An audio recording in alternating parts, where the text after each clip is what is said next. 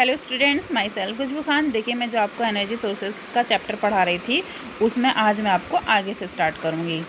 ठीक है, मैंने आपको पिछली वीडियो में जल विद्युत संयंत्र हाइड्रो पावर प्लांट पढ़ाया था, जो कि यूपी बोर्ड के 10th क्लास के बच्चों के लिए काफ़ी इंपॉर्टेंट है।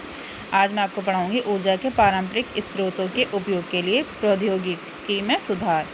यानी हमें ऊर्जा प्राप्त करने के लिए हम प्रौद्योगिकी यानी टेक्नोलॉजी का प्रयोग करेंगे। देखिए, जैसे कि जैव मात्रा, बायोमास जैसे कि हम लकड़ी है ना, लकड़ी के बने हुए जो अवशेष होते हैं, गोबर है, उपले हैं, गोबर के बने जो उपले होते हैं, अगर हम इसको ईंधन के रूप में यूज़ करते हैं तो उससे क्या होता है, पॉल्यूशन भी बहुत ज़्यादा होता है ना, और ये इतनी हमें अधिक मात्रा में ऊर्जा देते भी नहीं है। तो हम क्या करते हैं, हम अब नई नई टेक्नोलॉजीज़ का यूज़ करेंगे और उससे हम एनर्जी प्राप्त करेंगे। देखिए, प्राचीन काल से मानव लकड़ी, फसल के अवशेष है ना, गोबर से बने उपले का ईंधन के रूप में प्रयोग करता आ रहा है। ये सभी ईंधन पादप एवं जंतु उत्पाद हैं, इसलिए ईंधनों के स्रोत को हम बायोमास कहते हैं। देखो, बायो का मतलब क्या होता है, लिविंग, मास का मतलब क्या होता है, बॉडी। प्लांट की डेथ हो जाती है या एनिमल की डेथ हो जाती है ना, उसके जो प्रोडक्ट होंगे, बाई प्रोडक्ट, तो हम उसको बायोमास के रूप में यूज़ करते हैं, उसको ही बोलते हैं हम बायोमास। जैसे पेट्रोलियम के पदार्थ भी होते हैं। और अब देखिए, यदि पर्याप्त मात्रा में निरंतर वृक्षारोपण कर उनका संरक्षण किया जाए तो लंबे समय तक ईंधन के रूप में हम लकड़ी प्राप्त कर सकते हैं। लेकिन जैसे कि शहरीकरण हो रहा है, औद्योगिकरण हो रहा है, तो उससे क्या हो रहा है, धीरे धीरे प्लांट को कट करा जा रहा है। तो हमारी अर्थ पर धीरे धीरे प्लांट की बहुत कमी आ रही है, और जिसकी वजह से ग्लोबल वार्मिंग, पोल्यूशन क्रिएट हो रहा है।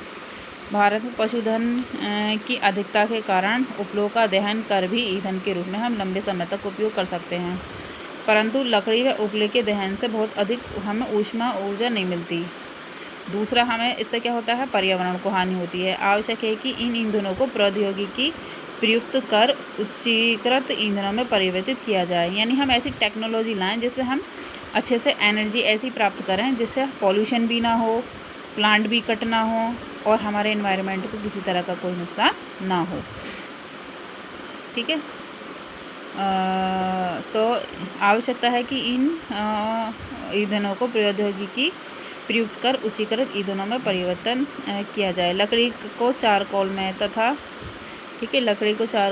गोबर, फसल अवशेष, वाहित मल आदि को बायोगैस में परिवर्तित कर उच्चीकृत ईंधन प्राप्त कर सकते हैं। देखिए, लकड़ी को चारकोल में तथा गोबर है या फसल के अवशेष हैं या वाहित मल है, उसको हम बायोगैस में कन्वर्ट करके ईंधन के रूप में प्रयोग करें।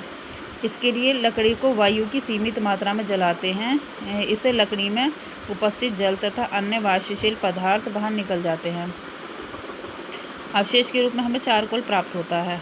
ठीक है, लकड़ी को वायु की सीमित मात्रा में जलाते हैं, लकड़ी हमने जलाई, इससे लकड़ी में उपस्थित जल तथा अन्य वाष्पशील पदार्थ बाहर निकल जाएंगे और अवशेष के रूप में हमें चारकोल प्राप्त होता है। चारकोल लकड़ी की अपेक्षा उत्तम ईंधन है, जो बिना ज्वाला के कम धुआं उत्सर्जित कर जलता है तथा लकड़ी की अपेक्षा अधिक ऊष्मा उत्पन्न करता है। चारकोल क्या होता है, जैसे कि हमने लकड़ी जलाई, उसमें से जो वाटर है ना, जो उसका लिक्विड अमाउंट होगी वो इवेपोरेट हो जाएगी, और जो भी मटेरियल बचता है उसको हम चारकोल कहते हैं। तो क्या होता है, चारकोल लकड़ी की अपेक्षा उत्तम ईंधन है, जो बिना ज्वाला के कम धुआं उत्सर्जित कर जलता है तथा लकड़ी की अपेक्षा अधिक ऊष्मा उत्पन्न करता है। इसी प्रकार जब गोबर, फसल अवशिष्ट, सब्जियों के अवशिष्ट, वाहित मल आदि का ऑक्सीजन की अनुपस्थिति में अपघटित करते हैं तो बायोगैस प्राप्त होती है। इसे हम गोबर गैस भी कहते हैं। अब देखिए, जैसे क्या होता है, अब मैं आपको बायोगैस ऐसे ही समझा देती हूँ।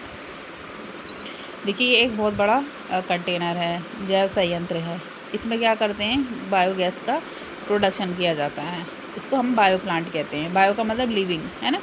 जैसे कि गोबर वगैरह होता है, यहाँ से क्या करते हैं, जो गोबर होता है ना, उससे यहाँ से नीचे डाला जाता है। ठीक है, अब जैसे गोबर आया, अब इसमें एनारोबिक कंडीशन में क्या होता है, इसमें गोबर के अंदर मीथेन प्रोड्यूसिंग बैक्टीरिया होते हैं, वो धीरे धीरे क्या करते हैं, मीथेन प्रोड्यूस करते हैं।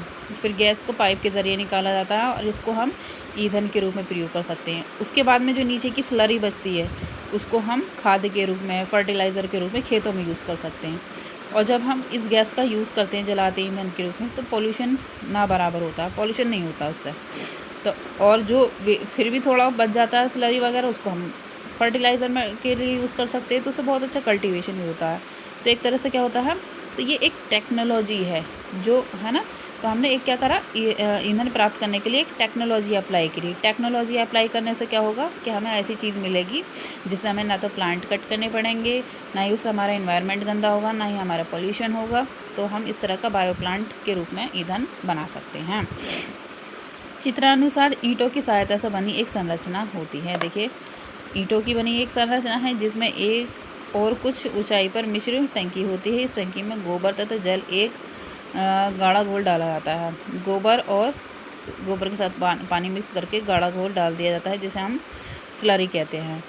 इस घोल में फसल तथा सब्जियों के अवशेष भी मिलाए जाते हैं। जैसे घरों में हमारे आलू के छिलके, प्याज, बैगन के छिलके ये बच जाते हैं, तो हम ये सब इसमें डाल सकते हैं। दूसरी ओर अपघटन के बाद शेष कर्दम के बाहर आने के लिए एक टंकी बनाई जाती है। मतलब कि जो वेस्ट फिर भी बच जाएगा ना, उसके लिए हम एक और टैंक बनाते हैं। इन दोनों के बीच में एक गुंबदनुमा टैंक होता है जिसमें मध्य से एक पाइप बाहर आता है। ये पाइप बाहर आ रहा है, इन दोनों के बीच में एक है ना पाइप बाहर, इसमें लगे बल्ब को खोलकर बायोगैस को बाहर निकाला जाता है। इस बल्ब को खोलते हैं, बायोगैस आती है। इसमें लगे वाल्व है ना मिश्रण टंकी से कर्दम है ना डाइजेस्टर में पहुंचता है। और यहाँ अवायवीय यानी एनारोबिक कंडीशन होती है। सूक्ष्म जीव यानी एनारोबिक कंडीशन में मीथेन प्रोड्यूसिंग बैक्टीरिया, ठीक है, methane producing bacteria. Anaerobic condition में क्या करते हैं, कर्दम में उपस्थित जटिल यौगिकों को ऑक्सीजन की अनुपस्थिति में अपघटन करते हैं। मतलब कि जो यहाँ से वेस्ट आता है ना, उसको जटिल होते हैं उसको वो बैक्टीरिया का करते हैं, उसको ब्रेक डाउन करते हैं, जिसके परिणाम स्वरूप बायोगैस मिलती है। अब इस बायोगैस में क्या क्या होता है, मीथेन है ना, CH4, carbon dioxide, CO2, hydrogen तथा हाइड्रोजन सल्फाइड गैस होती हैं। ये गैसें संधारित्र के ऊपर टंकी में संचित हो जाती हैं। इस टैंक को टंकी में लगे पाइप द्वारा प्राप्त कर प्रयुक्त किया जाता है। तो एक बार मैं आपको फिर से रिव्यू करती हूँ। देखिए, जो गोबर वगैरह होता है, जो वेस्ट है, वो इस तरह से आकर यहाँ गोल सी जो गुंबद है यहाँ पर आकर वो इकट्ठा हो जाता है। यहाँ पर एनारोबिक कंडीशन होती है क्योंकि इसको पूरी तरह से ढक दिया जाता है। हवा ना तो बाहर जा सकती ना अंदर आ सकती।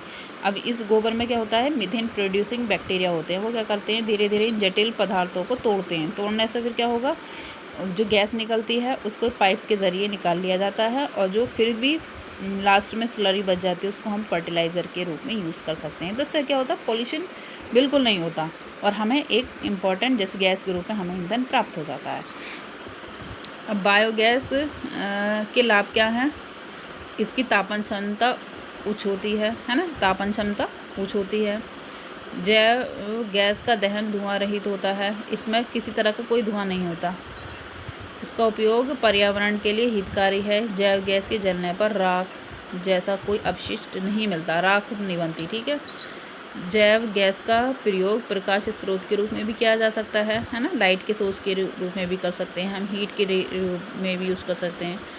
जैव गैस के उत्पादन के बाद अवशेष कर्दम में नाइट्रोजन व फॉस्फोरस प्रचुर मात्रा में होते हैं और उसको हम खाद के रूप में यूज़ कर सकते हैं। नाइट्रोजन और फॉस्फोरस जो कि एक फर्टिलाइज़र के रूप में यूज़ किया जाता है। स्पष्ट है कि बायोगैस एक उत्तम ईंधन है। यह एक रेन्यूएबल है ना, नवीनीकरण ऊर्जा है।